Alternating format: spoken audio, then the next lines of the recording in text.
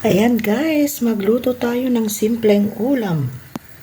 Yan, ibinold ko yung carrot.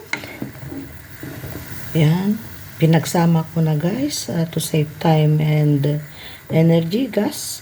At saka green peas. Ito ay frozen green peas ito guys. Yan, pinagsama ko na. As I have said, to save time and energy.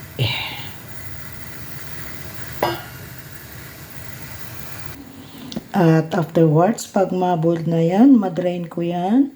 Vegetables, eto. Nalagyan natin ng 5 pieces of eggs. Then, yung seasonings. Ito ay yung salt na pang diet. Yan. At saka, yung powdered garlic. At saka, syempre, yung oil. Ayan guys, babatilin ko na yan mamaya.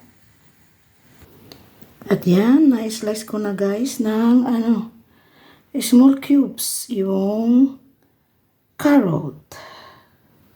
At yan yung green peas na drain na guys. Ayan.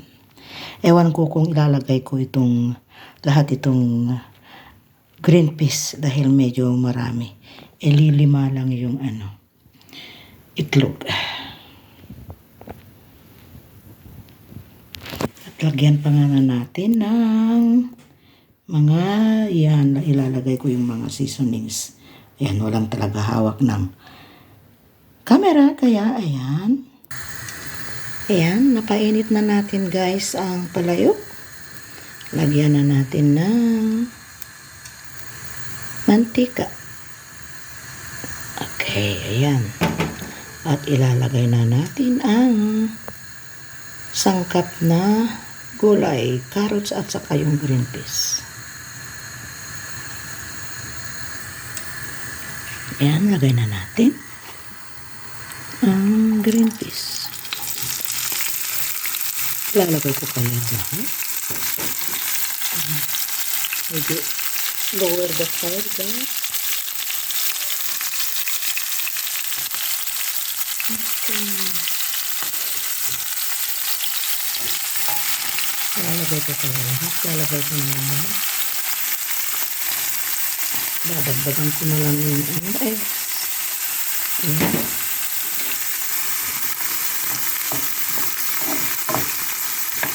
Yung technique ko guys, yung ibinold ko ng konti yung ito para hindi masyadong matagal na maigisa.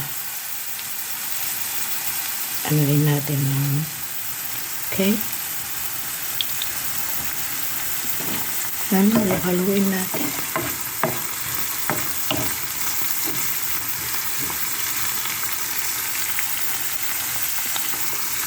Ay, nakalimutan ko guys. Next time na. Yung sibuyas. Pwede naman Okay. Mag-slice lang tayo. Ayan, ganyan na lang ang gawin natin. At ilalagay yung sibuyas. Ayan. In-slice ko na siya ng medyo manipis. Alam niyo na, medyo matanda na tayo, nakakalimot. Nakarak kasi ng ito ng aluminum guys. Kaya, hindi po. Napansin, nakalimutan ko na. Ayan.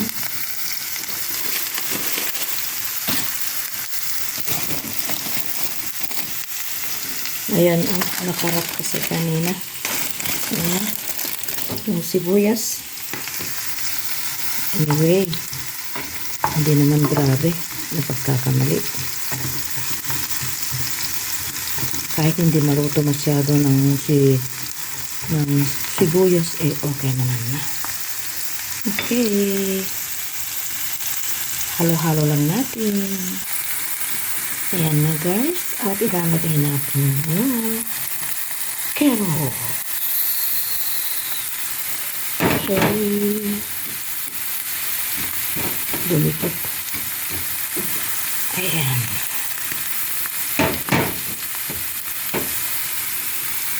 Okay. Lumipit eh. Halo-halo na natin.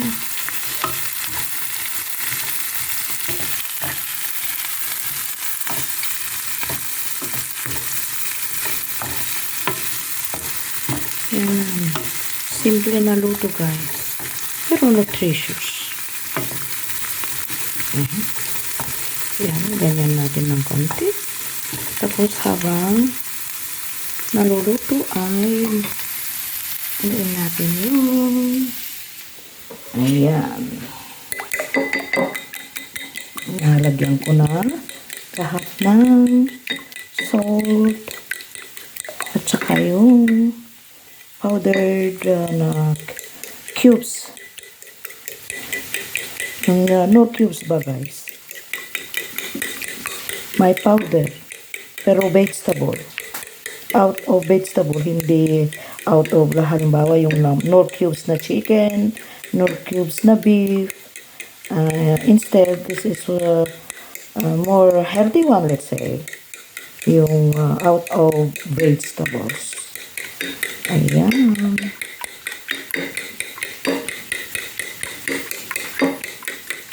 Tingnan natin yung niluluto ko. Okay, that's here. Ayun.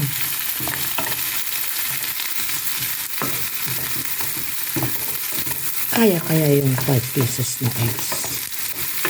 Kadagdagan ko pa kaya ng isa.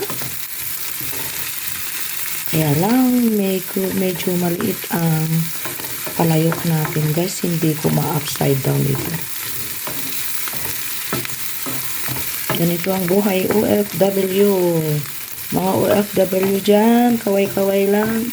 Alam nyo kung paano ang buhay natin. Pachamba-chamba.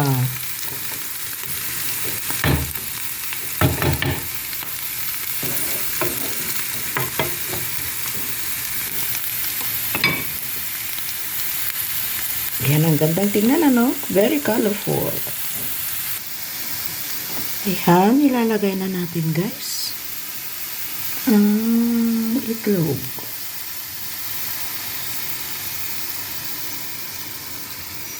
Dapat fritata ito, guys. Yung hindi, maghihiwalay. Pero, sa liit ng ampalaya, palayok, ay hindi ko magagawang i-upside down ito. Ayan. Ang mga gamit natin. I-ano natin yung kaunti. Okay. Ayan.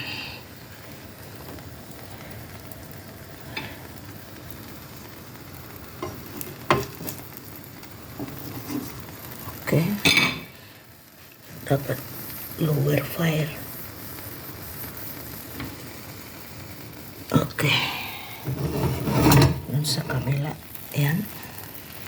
Para dito medyo ko yan. Makakaya ko kayang i-upside down ito guys. Para mas magandang tingnan. Oops. Ayan. Sana hindi masusunog. Ayan guys, nakaya kong upside down.